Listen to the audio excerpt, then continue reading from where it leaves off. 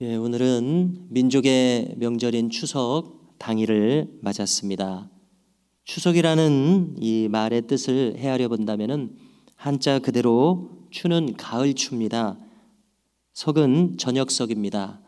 그러니까 추석 당일날 밤에 휘영청 밝은 보름달을 떠올리게 하는 그 가을날의 보름달, 그 큰 보름달의 밤이다, 이런 뜻인 것을 알 수 있습니다. 더불어서 추석은 추수 후의 풍요로움을 떠올리게 합니다. 또 그에 대한 감사가 빠질 수 없는 것이 추석입니다. 결국 추석은 풍요와 넉넉함을 베풀어 주신 하나님께 대한 감사가 그 안에 들어있음을 알 수 있습니다. 친지를 만나며 정을 나누면서 각박한 세상살이에서 잠시 심적인 여유를 가지고 어린 시절의 추억을 회상하며 부모님의 사랑을 다시금 잔잔히 느끼는 복된 명절입니다. 동시에 이 명절을 지내면서 우리는 내가 인생을 잘 살았나 돌아보기도 하고, 인간이란 어떻게 사는 것이 가장 잘 사는 것일까 다시 한번 자신을 점검하는 기회가 되기도 합니다. 오늘 명절을 맞이하고 보내려는 이 새벽 찰나에 지금까지 인생길을 걸어오게 하신 하나님께 대한 감사가 우리 마음에 있고, 앞으로 주어진 날들을 여전히 복되게 하실 그런 복되게 하실 것을 구하는 기도로 이 날을 맞이할 수 있기를 주님의 이름으로 축복합니다. 오늘 읽은 솔로몬 왕의 모습을 통해서 우리는 과연 어떻게 인생을 사는 것이 잘 사는 것일까 다시 생각해보는 기회가 되고 있습니다. 결론적으로 솔로몬 왕의 그 엄청난 번영은 그를 무뎌지게 했다고 생각합니다. 점점 그는 초심에서 벗어나서 약하고 가난한 백성들에 대한 배려를 한 줄도 찾아보기 어렵습니다. 하나님의 명령을 어기는 모습도 여러 곳에서 나타나고 있습니다. 솔로몬의 미래의 불안감을 드리우는 모습들입니다. 하나님의 명령을 어겼다는 점은 어떤 점에서겠습니까? 첫 번째로 성경은 왕의 법도를 말씀하고 있는 것을 우리가 찾아볼 수 있습니다. 병마를 구하기 위해서 애굽에 백성을 보내지 말아라. 병마를 많이 두지 말라는 것이 왕이 나아가야 할 법도로 성경은 말씀해 줍니다. 이미 신명기 17장 16절에서 모세를 통해서 장차 왕이 세워질 때 왕이 어떻게 해야 하는가? 병마를 많이 두지 말아라.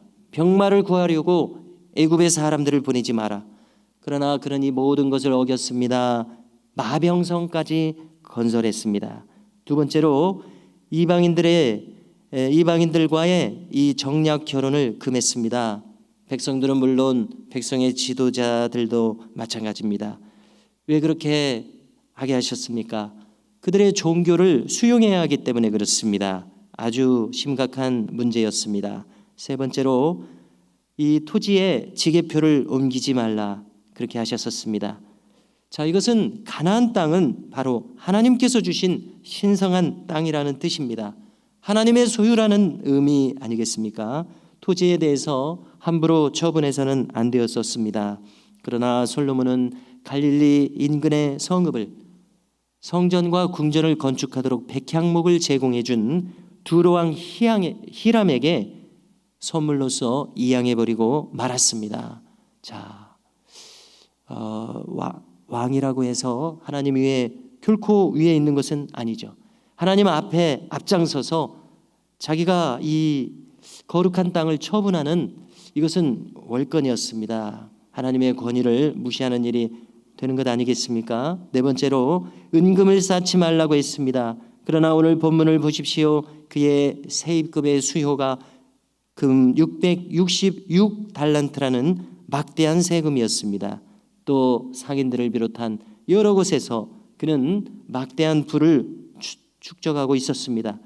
여기 이 666, 6은 6일째 창조된 인간을 상징하는 인간의 수입니다. 그래서 거듭 3번 반복되면서 충만한 인간의 수임을 알려주고 있습니다.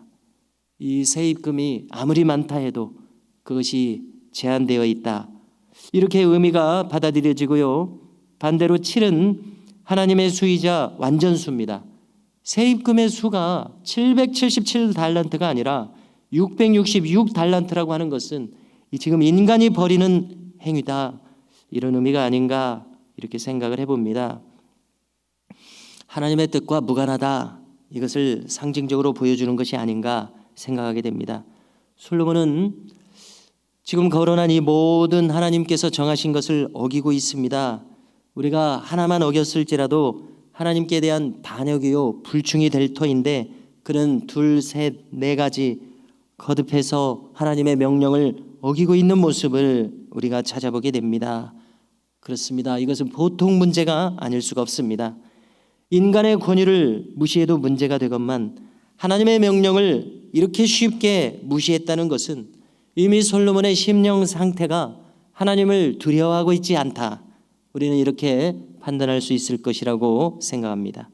이렇게 점점 솔로몬은 초심을 잃어가고 점점 하나님을 거역하고 있어서 그는 하나님에 대한 두려움을 상실한 것이 아닌가 생각이 되며, 마침내 그는 너무 멀리 오게 되어 돌이킬 수 없을 지경이 되지 않았나 생각합니다.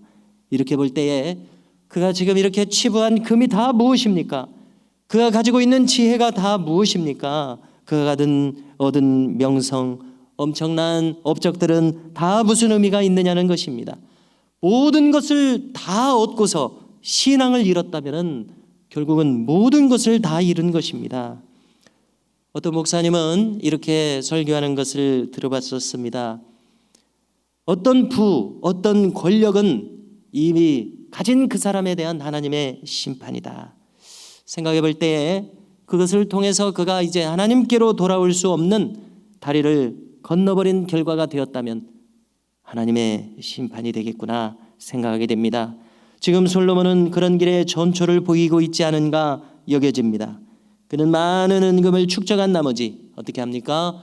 금 방패 200개를 만들고 또 작은 방패 300개를 만들었습니다. 왜 이렇게 방패를 만들어야 하는지 우리는 이해를 할 수가 없습니다. 레바논 궁에 이것들을 보관했다고 하는데요. 자, 지도자라고 하는 것은 중요한 결정을 내리는 자리입니다. 그가 주도해서 내린 결정이 온 백성에게 영향을 미칩니다. 얼마나 중요한 결정입니까? 지금 솔로몬의 모든 결정들을 생각해 보십시오.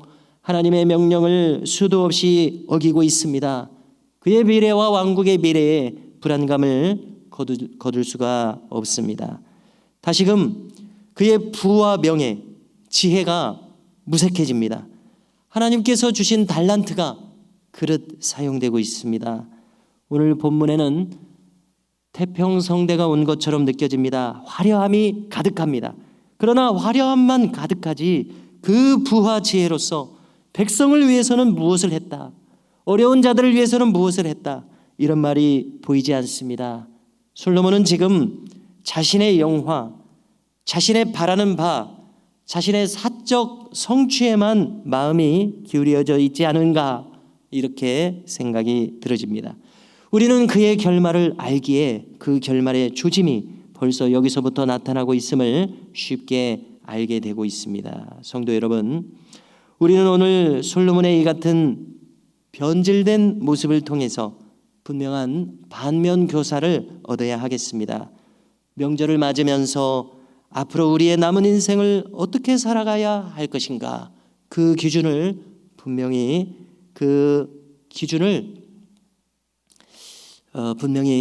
다시 되새기는 그러한 기회가 되어야 되겠습니다. 그러므로 우리는 땅의 것에 창념하여 우리의 기준을 잃을 것이 아니라 어찌하든지 위의 것을 추구하는 분명한 삶의 기준을 우리는 되새겨야 할 줄로 믿습니다. 이렇게 해서 우리의 생에 다하기까지 신앙의 지조를 지키면서 승리하는 믿음 생활이 되시기를 주님의 이름으로 축복합니다.